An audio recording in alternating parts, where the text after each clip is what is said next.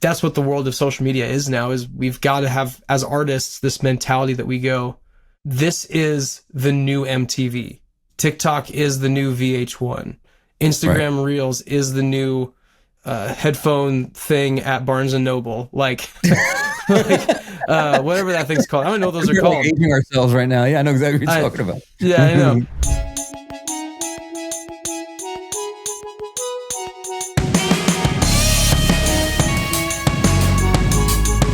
Today on Loves Music, I have Kevin McClure.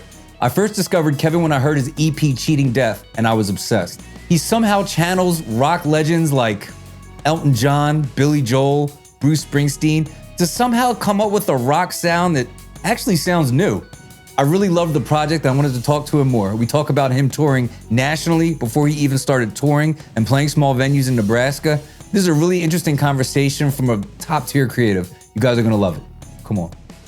Kevin, man, I have been looking forward to this conversation. I know that we spoke briefly, and I was telling you, the way that I stumbled upon you is, in preparation for this call, I was listening to your EP, Cheating Death. Yeah. And it's incredible. Thank you, I man. mean, it is a really good piece of music, man. Thank you so much for being here with me. Thank you, man. I appreciate that. That EP has been honestly multiple years worth of work, and it's actually like just a taste of a full album that we're about halfway through, a little over halfway through right now. So it's almost like getting a preview of like what's really on its way. But I'm really proud of just the songs as they've been coming out. Right. Yeah, it's been great. So I appreciate you listening. That means a lot. Yeah, man. Well, as I was listening to it, I was trying to draw parallels from it, right? So first, like the tone of your voice, for anybody who hasn't listened to Kevin before, I'm like, local natives, maybe. Then I started thinking like Manchester Orchestra, like the lead singer of Manchester Orchestra, Ooh, who I I love. love I was like, that. there's kind of a little bit of that in there. But as far as the music goes, I mean, they were like fully formed pop songs. Like I was drawing parallels to like a Billy Joel, a E Street, like the one song that you have with the guest band All Is Right almost sounds like an OAR tune or something like that. Yeah. And then I was a little bit apprehensive to compare your music to these like rock stars that you hear in the supermarket. And I'm like, yeah, but they're also rock stars that sell a lot of concert tickets. So I don't think that's bad company to be in. No, that's amazing. I've always loved like that big arena sound. Like that's exciting to me. That brings so much energy, and yeah, I love that. So those are huge compliments, and I appreciate that a lot. That means a lot. It's funny you mentioned the E Street Band. When I went solo, because I've been in a band, I've been in a couple of bands in the past, and when I went solo, I knew I still wanted that band vibe. I love acoustic music. I love folk. Like all that stuff is great. But there's something about playing live with a full band and you got this big energy. And so Springsteen and the E Street Band was like, oh man, that's kind of it might not musically be the exact same vibe, No. but like that energy is right. So that excites me. I love that. Well, that's the parallel. The parallel is like the big production. Yeah. You know, a lot of different elements, big sound, very concise messaging, such that you can digest it in a room of 40,000 people, as opposed to like a deep introspective song where you have to kind of sit with it a little bit. Yeah. You know, your songs are like, here's your message, here's your composition, here's the bow on it, and give it a second. It's like it's going to be a platinum record. I mean, like, it's like the EP is like, I would say at least half of them are singles. You know? Yeah. No, that's the idea. They feel like singles. Yeah. They're all meant to feel. Yeah. I mean, one of them's like 6.5 minutes long, so technically, sure, as a single, that's breaking some rules. Maybe that one's a little ambitious. But yeah, no, I like big songs like that, but I'm a music nerd. Sure, yeah. Mm-hmm. Well, and it's just vibes. Like that's the idea. And there's something about just good hooks. There's something about like that poppy composition that's just like it just feels right. I think what's funny, and this is like maybe a little bit presumptuous of me, but I think the way that I like to write is it's going to feel like stereotypically pop music. You're going to read these lyrics maybe, and then like on the 9th or 10th listen, you go, wait, does this mean something different than I thought it did?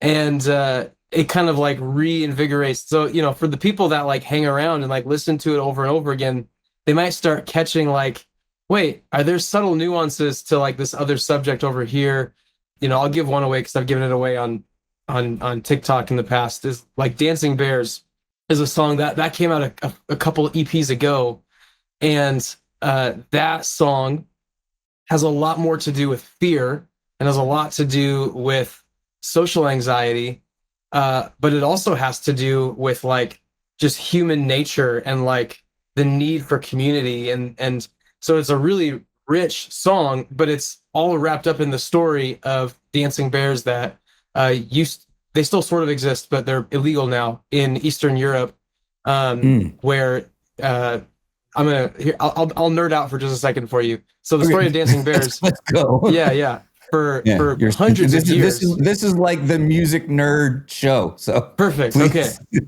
So dancing bears in Eastern Europe for hundreds of years was like an entertainment thing. And you've probably seen it in shows and movies and stuff like that. And the hallmark for these bears is that they have this ring in their nose. And that ring is tied to a string, and that's how their handler carries them around, because on a bear, the nose is the most sensitive part of their body. Well, to train the bear to listen and obey, what they do is they take bear cubs and they put them in a cage and they put hot plates under their feet and they heat up the hot plates when the music starts playing, and it teaches the bear to basically like lift one foot at a time, looking like they're dancing in order to avoid the heat. While they're doing that, they've also got the nose ring in. And so as the handler is like teaching them to move and do certain things when they move a certain direction, it like makes the bear into a puppet is what it is. Right. This big, giant beast that could rip these people apart is now brought down not only into submission, but completely out of its nature. It's not meant to act like that.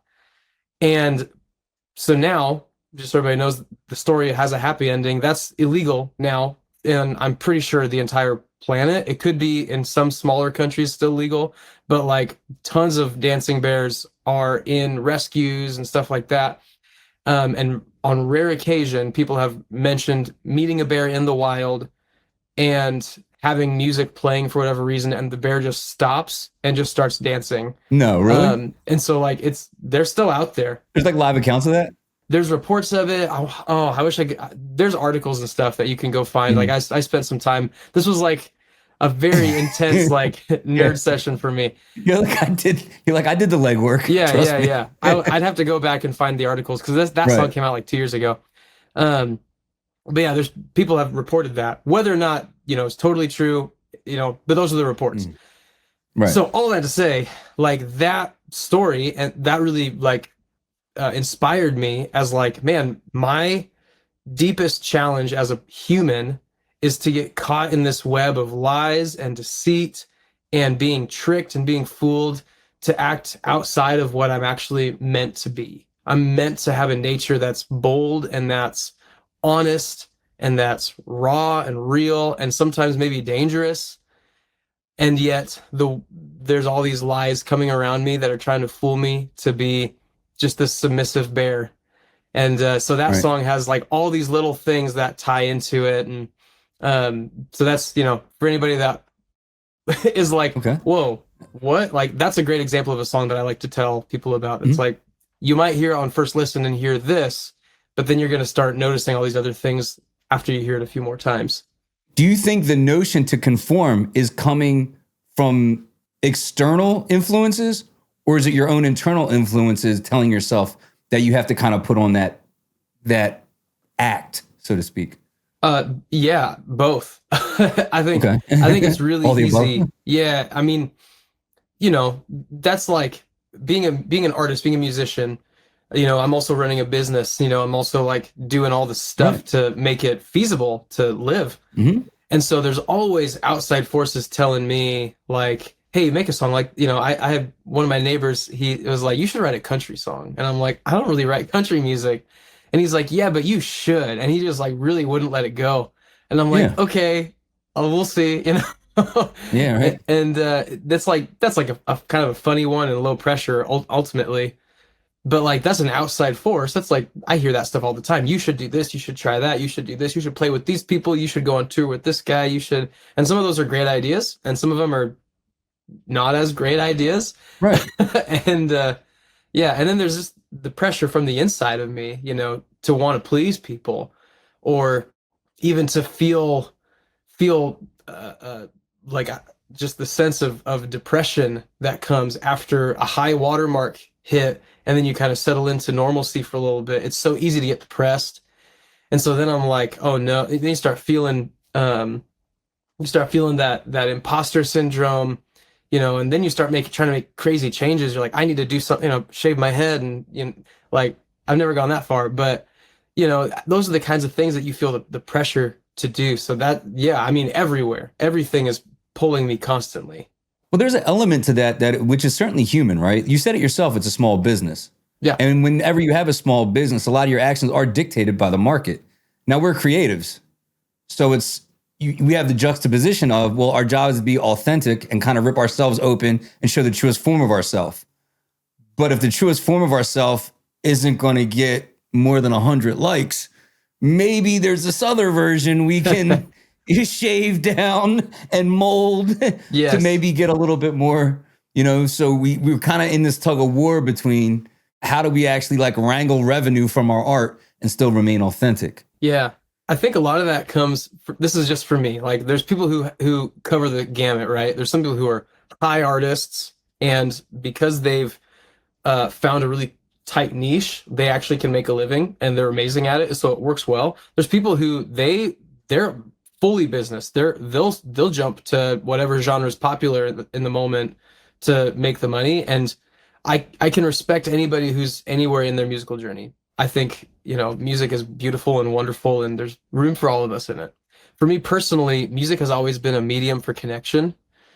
And so I feel like I sometimes have chosen the hardest road, in that in order for me to connect with somebody else, I have to be really truly honest with my expression. I use the term earnest a lot in when my bandmates get together. You know, everything we do, we want to be earnest about it. But then at the same time, to build a connection is a two-way street. And so the other side of that, for the listener, they also need to go, yeah, I want to hear this message and I connect with this as well. So the burden's really on me to make something that is fully Right. earnest and expressive from my point of view, but is also so ambitious and interesting and attractive that someone else goes, oh, I want to dig into this too. And then that's like the sweet spot. But it really forces me. I don't have any passive fans. People don't passively listen to Kevin McClure, as far as I know. It's very much, you either know me and you're listening to the music, or you know of me and you listen to the music, or you have never heard of me and you've not found it yet. And I think that's Right. great.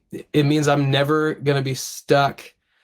As long as I hold to that, which I plan to, I'm never going to be stuck having to just appease the masses. It's building that like true deep fan, and true deep connection, really, even more importantly to me. Well, there's a couple things. You have a knack for writing pop songs. So you naturally, and I think when somebody is as talented as yourself, you can take it for granted that you can just sit down and crank out a song that's both authentic, but also accessible. Yeah. You know, a lot of people can't do that. I can't do that. If you listen to my albums, I'm literally writing about the bar that's 100 feet from my house. I'm writing about my boy that lives right there in a time we had together. And when I try to write a dancey song that all the girls are going to like, it sounds awful. You know, you're purposely writing songs that are you, but they're also in this frame and package that's very digestible. You know, Oh, thanks. I think Yeah. whenever you decide you want to write the deep, introspective, like underground indie song, you can do that. I don't think the deep underground indie writer can do what you do. The average one, you know. Yeah, You know, no, that's the gift. that you know? means a lot. And I think the genius of what we do is to manage that duality of, yeah, I'm going to be very honest, but I'm going to put it in a package that everybody else will understand. You know, that's the skill, you know. Yeah. Take something that's complex and make it simple. Take something that's deep and kind of hard to understand and put it in something that a 24-year-old girl in Los Angeles will be like, yeah, I get that. Yeah. You know? I think one of the challenges that comes with pop music right now is there's the temptation to water things down in order to make it accessible. And when you water down a deep, rich subject, or even when you just water down love, like then it doesn't mean anything. It's overly commercialized, or it's sanitized and Mm. plastic and fake, and just like, it's what's the term? When something's like it's almost real, but it's just not quite there, and uncanny. It's the uncanny valley syndrome for pop music. And I think instead of watering things down, the approach that I've tried to take is to, this is just a good visual, I think, is to boil it down. And so when you boil something down, you're not like eliminating or you're not dispersing all of the nutrients and all of the richness of it just with more water. What you're doing is you're actually like making it more solid, more rich, just like an egg. If you just crack an egg, Okay. throw it in a thing of water, it's going to spread everywhere. It's going to be really gross looking. But you boil an egg, even if you soft boil an egg, all of Right. a sudden that thing's really good. And that thing's really like it stays together and it works. It's not Right. this disgusting mess that you just made in your pan, Sure. But and it takes that's, time. It takes effort. You got to yes, wait. It's not yes, convenient, you yes. know? And with pop music, it's so, because there's also this rush, right? Everybody's got to get a Right. song a day done. Everybody's got to get a song a week done. Everybody's got to release the next song every 4 to 6 weeks. Like pop Right. music is in a constant rush right now. And for me, I felt that pressure as well. But I've just been willing to say, I don't think that's worth sacrificing the art that I'm making. And I just don't think that's what people are going to care about in 6 months. I think my songs will No. last longer than something that flashes in a pan for 2 minutes. If that also means that it takes longer to take off, then that's fine too. But that's kind of the idea for me is I want to boil these subjects down and make them really compact and rich. And at the same time, yeah, dress it up in a way that's accessible. And the thing is, all the comparisons that I was making to your music were all artists that have been around for a quarter century. Yeah. You know, Yeah. so you're clear. So you're clearly making timeless music. At least that's the parallels that I'm drawing in my mind when I listen to your stuff. Another song. It's not on the EP, but I freaking love it. And then I saw the video and I loved it even more. Before the sun rises, you have the line, "I never failed to lose to my vices." Dude, anything I have worth having has been a bunch of micro decisions and good habits. Any catastrophe I've had has been me succumbing to my vices. Yeah. So I'm listening to that song and I'm like, is he spying on me? like it was just one of those songs that just like resonated. Is that autobiographical? Is that a general message to your listeners? I have to know the story behind that song. So that's a super old song. This is what's funny about that. I wrote that song, has to have been 12 years ago. Wow. And it was written, it was before I was married. I don't think I'd even met my wife yet, or maybe I had just met her. I was just, 22-year-old, 21-year-old kid that was just trying to figure out like my own life and trying to figure out the things that were just holding me back and frustrating me. And I would find myself laying in bed way too late in the day, like just like sitting on my sadness, sitting on my insecurity, and and I could flesh out specifics, but I won't. Sure. That would take the whole podcast. But those were the things that I just found myself more and more bothered by, the fact that I was frozen by all my insecurity. And I was frozen by the things that just kept taking my attention that had zero payoff. I'm sitting there and I'm just doing whatever the heck I want to do, but it wasn't to any end. And it even wasn't even for real entertainment. It was just wasting time. And as I reflected on that, because this is how I am as a songwriter, as I've been since I was like 13 as a songwriter, is just reflecting on the things. And I'm like, man, I just can't seem to shake it. I just can't seem to shake it. I just can't seem to shake it. And it just happens to be really early in the morning. As I was thinking about this, it was probably like 5 a.m. or something like that. So the sun hadn't been up. So it's this very like in the moment song. That chorus just really came. I'm literally laying in bed, despondent about just my life.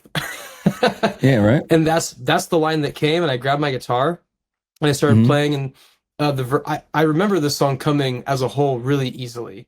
The Hmm. darkness is darkest before the rise of another daylight, as the sun holds to its grip, as I struggle for my life.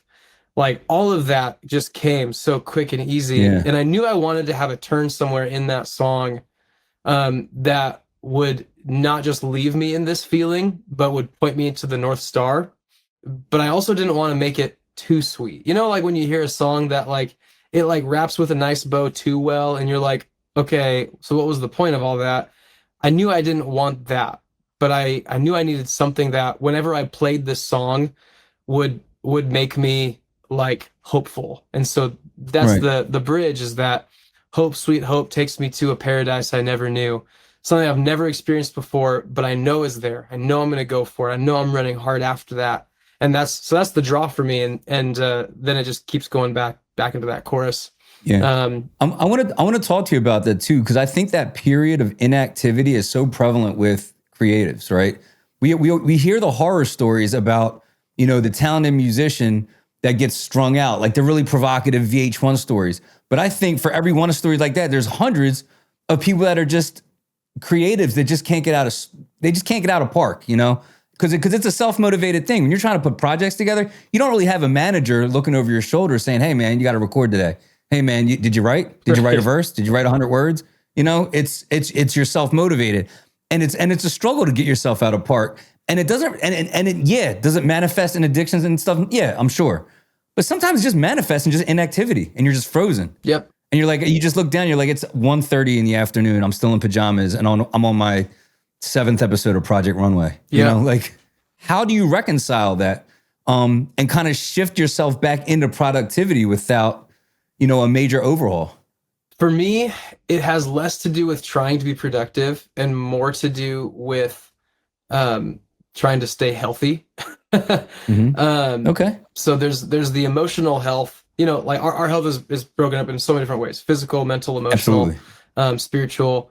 For me, I think my spiritual health is where things like are kind of at the top. Like if I'm being really mindful of where I'm at spiritually, if I'm being considerate of the world around me, if I'm spending time in prayer and meditation, if I'm doing all these things, then that's helpful for my life. And that easily trickles down into, okay, how's my emotional health? How's my mental health? Those two things kind of, for me, tend to go at the same time. Okay. Am I stressed out? Am I taking my stress and putting it towards something? And that's where songwriting has always lived for me, is my mental and emotional health has always been in that world as I'm writing, as I'm creating.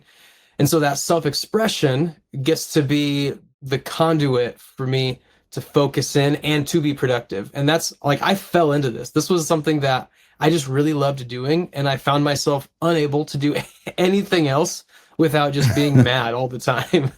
And I'm Right. like, okay, this is the thing I that just is keeping me together, is writing songs and creating music yeah. and playing Right. shows. Like this is keeping me alive. You're like, this is kind of my thing. Yeah, yeah. And then, Yeah. then there's the physical health, and it's funny how that's kind of played into my music career too, because I got really tired of playing shows and being gassed. Yeah. So Okay. now, I in the last several years, but on and off, but it's been really consistent this past year of just being really active. I do a really simple workout routine that I just run for a 5K 3 times a week, do some basic calisthenics, and that's it. Because I'm a dad, I Okay. got kids, I got a wife, I'm busy. I can't give 3 hours to the gym, but I can definitely give 30 minutes to a workout, and Plenty. and that works. And then I'm not gassed when I'm on stage, and I can play a 2-hour show and be a little sweaty, but I'm like not sucking air the whole time. We actually had a really good conversation about your performing regimen, right? I know that you had a unorthodox approach to touring where you were actually touring nationally before you were touring locally. And we kind of we didn't really unpack it all the way, but I couldn't wait to start talking about it Yeah. again. Yeah. So what'd you do? You actually had an infrastructure. Were you able to like promote shows in like other cities before you had like a foothold in Nebraska? You're in Nebraska, right? Yeah, I'm in Nebraska. I'm in Omaha. Mm-hmm. So, I in let me back us up a little bit. So, started writing songs and started playing in a band in high school, fronting a band. And we were like kind of like rock plus a little bit more. We weren't like hard rock, but we were like just one notch below hard rock. And that was like a cool way for me to experience like just an edgy scene and edgy culture. Yeah. For context, what year is this? This would be 2008. So like post new metal, but like before that big like alternative surge. Yes. And like 2010 to 13. Exactly. Exactly. Right. And so yeah, we were hitting that really strong. And then, we graduate high school, go to college, and I just found myself like, still want to do that. That was the thing. Like I'm drawn to writing songs and playing in a band and playing shows. And so then I started a band that was really a solo project with bandmates at first. That it was called Unseen Patrol, but seen SCENE because it was so trendy back then to spell things weird. And okay. and started playing shows, but really like leaning into going out of town to play shows. And I think there's multiple reasons for that, but the biggest one was, for me, Omaha just never felt like a music town, even though there's a lot of history here. There's Sound Creek Records and 311's from here, and there's so many great Bright Eyes, and I know that the guitarist from Maroon 5 is from Lincoln. So like Nebraska's not without great music, right? But growing up in it, you kind of don't feel like it is like that special. So I'm like, I want to go play other places, and I cut my teeth just playing all of these things. And we eventually changed our name to Scenic, which I still think is a pretty sick band name. Someone should pick that back up and go for it because it's a great band name. But Scenic started, like we would play Christian music festivals, we would play youth groups, but we'd also go play bars and clubs. We opened for this band called Sister Kill Cycle at one point, that in their music video, they're like snorting cocaine and like playing with guns. And it was like totally different than what we were. Yeah. But like we're not the church youth group anymore. Exactly. But we would just do anything because it was sure. Number one, just a ton of fun. But number two, it just felt like there's energy in going and doing something. And I think we were right on that like nice cusp before Spotify really blew up too, where most people were still buying CDs. And that's how our music got around to people a lot, was Scenic. Someone would buy a Scenic CD, they'd put it on their iTunes, and then they'd share their iTunes library with a friend. Someone would find Shadows was our big single, or We Can Be One. Those were kind of our two big singles. People would find those and be like, oh yeah, those are cool. And so we just kind of slowly picked up followings we played a lot in Pismo Beach, California. We played a lot in Mount Shasta. We played a lot in Chicago. All right, so now the tour is starting to pay for itself. Merch sales are starting to kind of match the investment. Is there any reason you just didn't keep going forward? Yeah, so for us, it was just a timing thing of life. Like I had bandmates that they were also wanting to try some different things, and one of them was my brother, and he wanted to move to Nashville and pursue this other project, and I was like, all right, well, that's just timing. I had just gotten married and had my first kid. And so it was one of those, like, I was willing to keep doing that. My wife is really amazing and is like, I love that you do that. Please keep doing it. But it was just like the timing of it didn't work out for all that. And so we hit that like year 5 of our touring. Tour paid for itself. We pocketed a little bit of money at the end of every tour. We were selling way less on merch because CDs weren't selling as hot in 2016 as they were in 2010. But like that's just part of the game, you get used to that. But we took all that time to really reflect on, okay, what went well on that? There's hustle involved, and there's scrappiness, turning $1 into $5, and being willing to send, like I would plan our summer tour every December. I'd sit down for 5 hours a day for 3 weeks and just email, plan routes, pin the anchor dates that we knew these will pay pretty well, and then we'll get the connecting dates after those are confirmed. And usually by the end of February, all that stuff was finalized. And so I look back on that with like, man, I'm really glad I spent like 4 solid years being that intentional with planning and organizing and budgeting and all that stuff. I'm not as type A as I make it sound right now either. Like it kills my soul to have to do that sometimes. But I know that I'm able. And once again, that's the scrappiness factor of like, I have to do it because number one, no one's going to care as much as me. But number two, I can't afford for someone else to care as much as me. Right. I have to care. Right. This might be my naivete speaking, but is it as simple as being like, hey, we're going to decide to tour? And you just put your head down and just start calling places and setting things up? Or was there a matter of, luck, connections that you need to have? Like, is it really as simple as, yeah, we just believed in ourselves and we just did a lot of hard work and I made phone calls and we played music? Personally, I think it is. I will say it's getting harder to do that now. Venues take metrics a lot more seriously than they used to.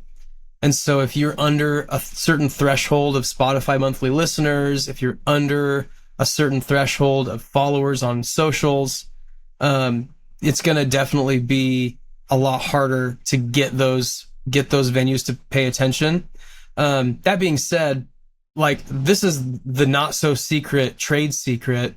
If you want to go play in another city and you've never been there before, the rules are the same for everybody. Like, you have to find somebody else that's in that city who will let you play with them.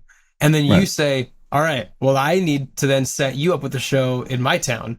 And those show trades, I mean, that's a tale as old as time. People have been doing that since the 60s, 50s even. Like, that's never going to die and that'll always survive. And so for me, like, I learned that pretty quick of like, oh, if I just make a friend in Chicago who also makes music, then it'll be way easier to book shows there.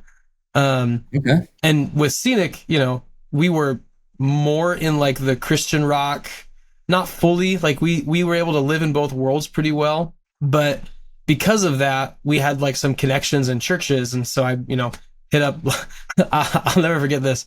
We played a show in Utah, in Salt Lake City, and we didn't have a place to stay. And I just randomly found this church that was the same denomination as my church back home and said, hey, we just need a place to sleep. Do you have a youth room? Or it was in Montana. That's where it was. Okay. And the guy was like, oh yeah, you can just crash in our youth room. That's great. And it's just this dinky church with this basement that had like a TV and some video games. And we just slept there for free. And that's the scrappiness factor of like, hey, it came with connections, right? So it's both and still. Like, you still have to know somebody somehow. You have to get your foot in the door. But it for anybody that's wanting to like just get into it and start, it is just 1,000 emails to get 10 yeses. That's the metric that you have to be willing to say. It's a 1% success rate. But if you want to put your head down and spend the time doing it, and then what happens is those yeses compound. You get 10 yeses. Well, the next year, those 10 yeses are almost a given as long as you did a good job and didn't, mess up your relationship with those people. Those 10 yeses are a given. You can get maybe 10 more yeses. And then over the years, that compounds. And that's how Scenic did it. And so that's evolved now for me as a solo artist. I've taken all of that mentality and I said, okay, that was crazy. That was a little probably more expensive than I needed it to be. But we got it to work. So how can I reverse engineer this to do a more traditional model where I'm playing more locally at first and then slowly branching back out into touring? And it's worked really well. And I've got great bandmates that are like, some shows, they're like, oh, we're just playing in Omaha. Like, let's split the rate that we all get. That's cool. Like, that's a blessing for me as a solo artist. Some people, they got to pay their whole bands a flat fee every show, period. Yeah. I've got great dudes that believe in the songs, that believe in it, that are like, we'll play, we'll go on tour, we'll do the stuff. Let's make it happen. Let's make it work well. And that's been really, really amazing. So it doesn't feel like it's just my dream, even though my name is on the branding. It feels like a band. I like that, man. So what aspect of it do you think gives you the most trouble? Because the songs are good enough. The performing is good enough. What keeps you up at night? The thing that's really been, that I've been obsessing over lately is trying to figure out the digital platform with, hitting it hard on social media, TikTok, Instagram, making reels, making things that are entertaining or educational that people actually want to watch, that then just exposes them to the music. Because like I said, I'm not that type A. I make it sound like it with like how organized I can be with touring and with planning and strategizing, but I'm a true creative. And so to put myself in the shoes of the person scrolling on their phone going, okay, what's this video about? That's a hard world for me. So I have to really be intentional of like, okay, this is not as much artistic expression as it is documentation. I'm documenting the art. I'm documenting the creativity. I'm making a point to showcase certain things, but it's because it's already there, not because I'm trying to promote something, not because I'm just trying to be artsy. So it has to hook people, it has to connect with people. So that's been challenging for me. I'm just not a marketing guy. But that's what the world of social media is now, is we've got to have, as artists, this mentality that we go, okay, this is the new MTV. TikTok is the new VH1.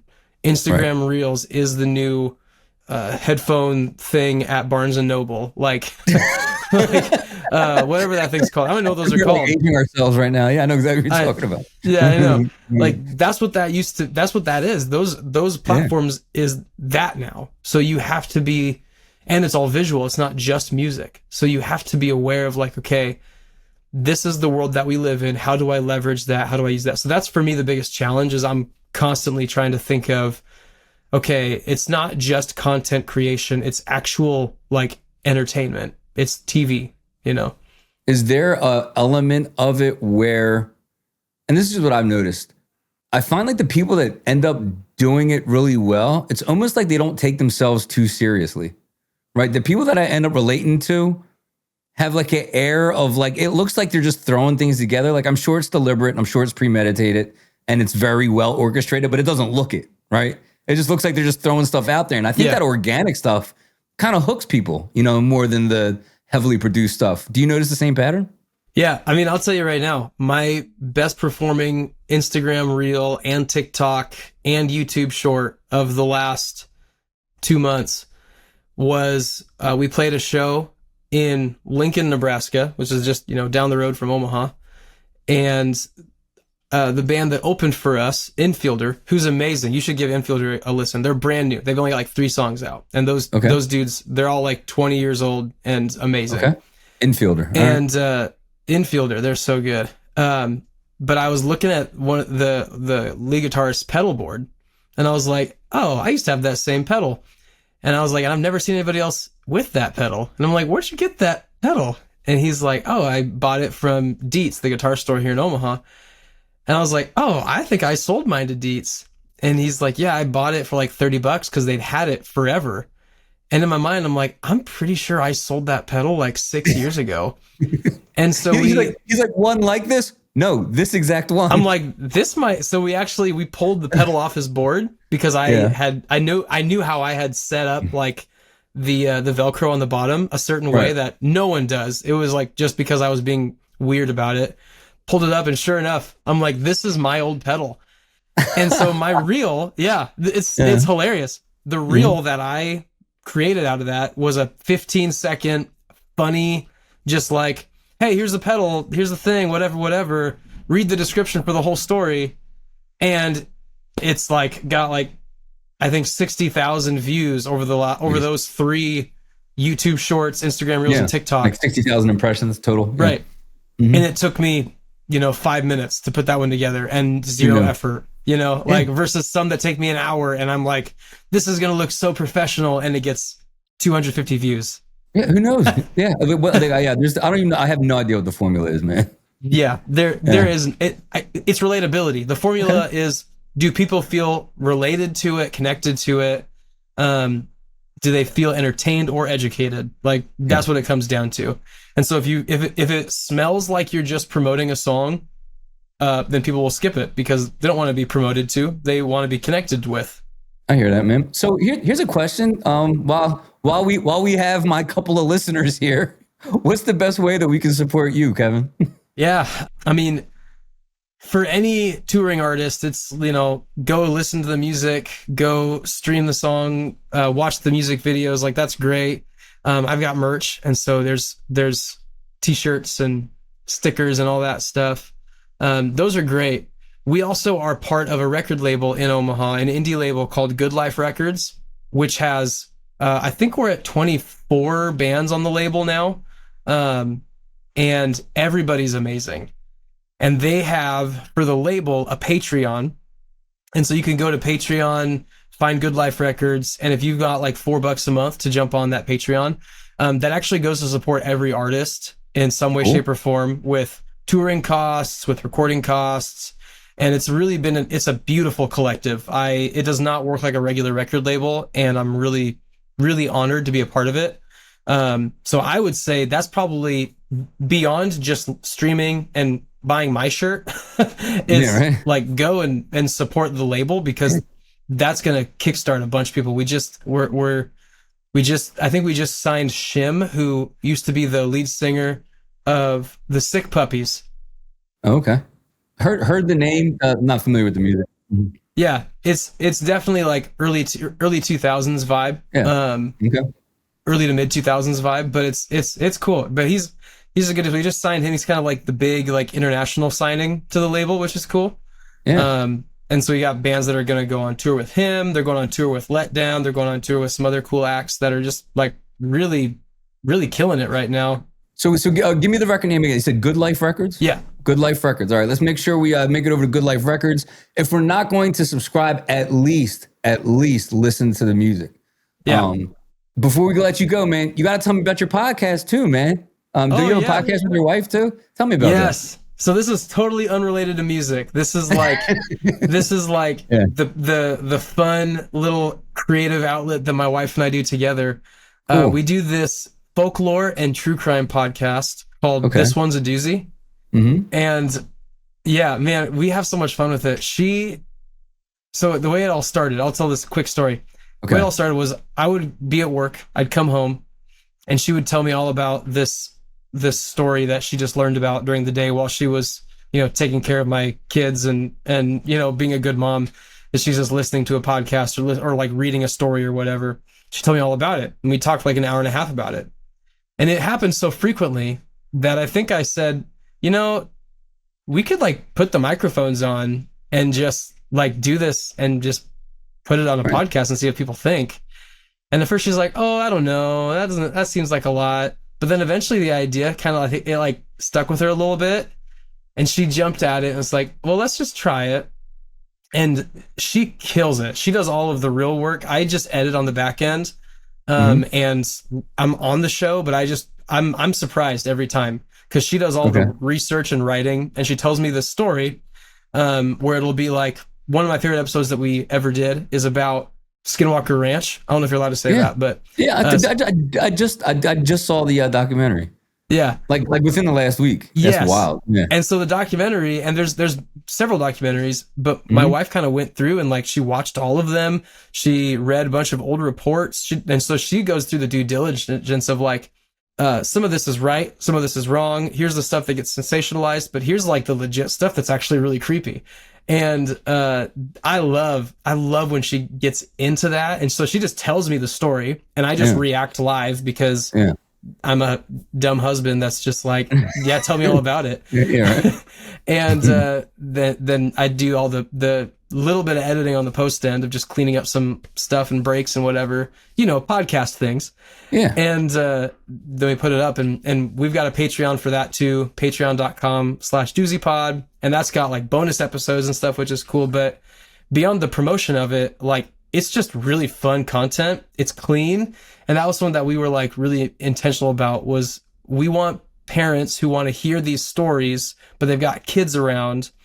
How do we tell it in a way that's not too scary for their kids, but is still like creepy, because that's what these stories are. But like a mom and a dad can listen to it on a road trip with their kids in the back seat, and it's not a big deal. Cool. And so we like really wanted to make that accessible for people, and still be fun and still be creepy and still be scary and, all that. And we give trigger warnings whenever there's something that like, it could be sensitive.